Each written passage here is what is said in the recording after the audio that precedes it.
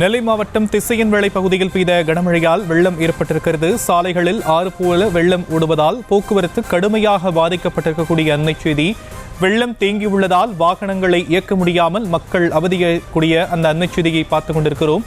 தொடர் மழையால் காட்டாறு போல சாலைகளில் வெள்ளம் பாய்ந்து ஓடக்கூடிய காட்சிகளும் வெளியாகியிருக்கிறது.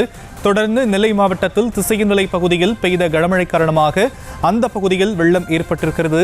சாலைகளில் ஆறு போல வெள்ளம் ஓடுவதால் போக்குவரத்து கடுமையாக பாதிக்கப்பட்டிருக்கிறது. தேங்கியுள்ள மழை வெள்ளத்தில் வாகனங்கள் இயக்க முடியாத சூழலால் மக்கள் அவதியடையக்கூடிய அந்த காட்சிகளும் வெளியாகியிருக்கிறது.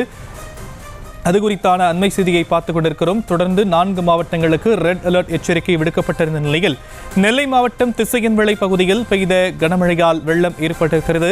சாலைகளில் ஆறு போல வெள்ளம் ஓடுவதால் போக்குவரத்து அங்கு கடுமையாக பாதிக்கப்பட்டிருக்கிறது. தேங்கியுள்ள வெள்ளத்தால் வாகனங்களை இயக்க முடியாமல் மக்கள் சிரமத்துக்கு ஆளாகக்கூடிய அந்த காட்சிகளை நாம் பார்த்துக் கொண்டிருக்கிறோம்.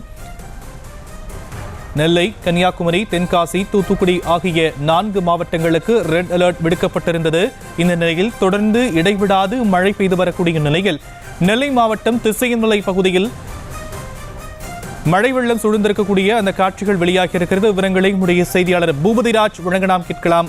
பூபதிராஜ், மேலும் விவரங்கள். நெல்லை மாவட்டத்தில் நேற்று இரவு முதலே கனமழை பெய்து வருகிறது. இதனிடையே நெல்லை மாவட்டம் கூடன்குளம் திசையன்வேளை பகுதியில் வெள்ளம் பெருக்கெடுத்து வருவதால் வாகனங்களை இயக்க முடியாமல் வாகன ஓட்டிகள் அமர்ந்தன. திசையில் அருகில அலை போன்றவையில் தண்ணீர் பெருக்கெடுத்தவாறு வருகிறது. இதில் வாகனங்கள் இந்திய செல்கின்றன. மாவட்டத்தினர் தேங்கியுள்ள அகற்ற வேண்டும் என பொதுமக்கள் வாகன ஓட்டிகள் கோரிக்கை விடுத்திருக்கிறார். செய்திகளை உடனுக்குடனும் துல்லியமாகவும் தெரிந்து கொள்ள சப்ஸ்கிரைப் பண்ணுங்க.